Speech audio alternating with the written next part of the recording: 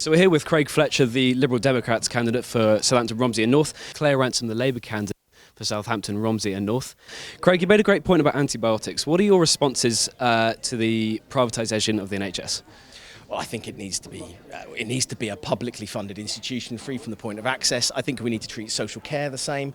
Absolutely, it needs to be protected from any trade deals that ultimately it would be on the table, regardless of what anyone says. That's how trade deals work. No one's going to let you leave your most precious, valuable asset off the table, and yet you get access to most of theirs. It's just not going to be happening. I think we need to absolutely stop any further privatisation of the NHS. It's underfunded, it needs more funding.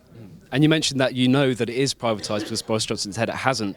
It's not going to happen. Do you still back that statement? I don't think it's privatised. I think there's an element of private companies offering services within it, and I'd absolutely oppose any actual privatisation. I mean, we already have a private medical system where people can choose to go and pay separately and privately, and I think choice is important, and actually taking those people who can afford to do it out of the system to leave resources to others is a good thing as well. So it's really crucial that it's not sold off. Like, I'll speak from an individual perspective. Like I said, in the Hustings, I've got type 1 diabetes. The medication that I get on the NHS, I'm exempt from prescription charges as well. If I had to pay for that medication, it would be massively expensive. If I had to pay to be seen by a GP for my regular checkups, if I had to pay to have priority to be seen, that would be a problem. So it's really important that the NHS remains publicly owned and publicly run, and that we don't continue to outsource services. So Labour is committed to ending the privatisation of the NHS and bringing all of those services back in-house, as well as having a state drugs company which will produce generic medication that is needed, particularly for people with chronic health conditions like diabetes. And there are a lot of points made about the environment as well, especially rewilding in local areas and especially nationally as well. What's the importance of that?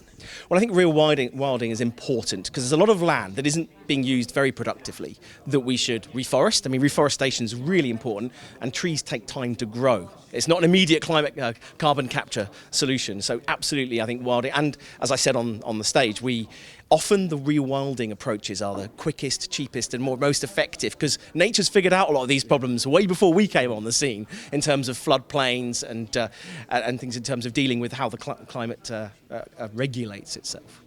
Important to start with the smaller things at home and then building up to the more large scale, like bills passing in Parliament. Yeah, so like small scale things like, not using the single-use plastics when you're going to the supermarket, making sure that you're using kind of cotton-based products potentially as well. But locally, there's a really good company called Rapa Nui, which is over on the Isle of Wight, and they only print based on the number of orders they get in for T-shirts, for example. Mm-hmm. So it's like, it's reducing the waste because they're not overproducing and then kind of, putting things out to sale to get rid of it. And their packaging is also environmentally friendly as well. So it's trying to encourage businesses to use more environmentally friendly ways of packaging and getting things posted out. Do you reckon there is such a thing as over-advertising?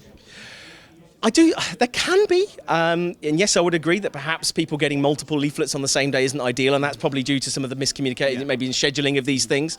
But I also think it's really important to have an informed electorate. And I would have loved to have seen more of my opponents putting things out. I think that also shows the other side of the coin, that they're not really giving this seat enough attention. The Conservative thinks it's a slam dunk, Labour thinks it's a lost cause, and they're sending everyone to Itchin. That's the reality. I really want to win because I think we need change. I think there is a massive issue in terms of the way that the Lib Dems particularly have tried to promote themselves during this election. I have never seen anything like the levels of kind of correspondence and sort of advertising that has come through from them. And we sort of talked about not using paper-based adverts and publications.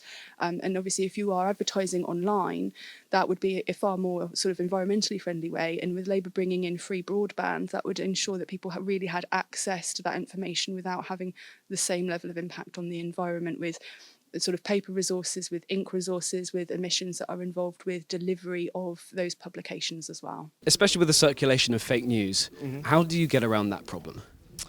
It's not an easy problem to solve, certainly on a country level, let alone it needs to be solved on international, because a lot of these companies that are behind it are multinational conglomerates that have, certainly if you look at the last two elections, were able to do whatever they wanted. If you could see what you could do in 2016 on Facebook, you can't do it anymore. It's scary, literally to the household, sending targeted ads just to one person within a household constantly. It's crazy. I think there needs to be regulation about it. I think the time has passed for self-regulation, and I think education is critically important because social media, we live in echo chambers these days, and it's a real problem. I mean, most people get their news actually from their Facebook feeds, I think, these days, or Twitter feeds, which is dangerous because you end up only hearing the things you want to hear and aren't being properly challenged and provided enough information to make informed choices. Problem of fake news in social media. How do parties get around that? It is difficult for parties to get around that, but there's a website called Full Fact Check. So any claims that any political party is making, or anything that you've read in the media that you think actually that doesn't sound right, you can go to those sorts of websites. One of the other campaigns that I spoke about during Hustings was the campaign for press and broadcasting freedom. They are running something called Election Watch during this election. They're on Facebook, so you can pick that up, have a look through, and they provide a real critical analysis of the media biases to different political parties. So I'm finding that a really useful impartial source and criticism on what information is being put out at the moment. And a final question for you to sell party a little bit. What can your party offer that others can't? It's a ban on 0 hours contracts. It's £10 an hour living wage for everybody. And like I said, in the hustings, just because you are under 25, it doesn't mean that you're doing any less work. So you're not work shy. You're pulling your weight like anybody else is. I'm in my 30s. I know that people younger than me are doing the equivalent amount of work as me at work.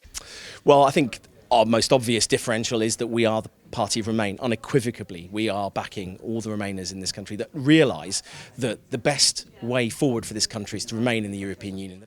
For me, as a trade union activist, it's workers' rights. It's equal rights from day one of employment, not having to wait 2 years to put in a legal claim. The best deal we have on the table, Germany plus, if you'd like to call it that. And I think we also are the only of the main three political parties that has a well-costed manifesto signed off by the Institute of Fiscal Studies, who said ours is, well, they don't say it's definitely, they always give very cautious material, but they also said Labour and Conservatives were not realistic.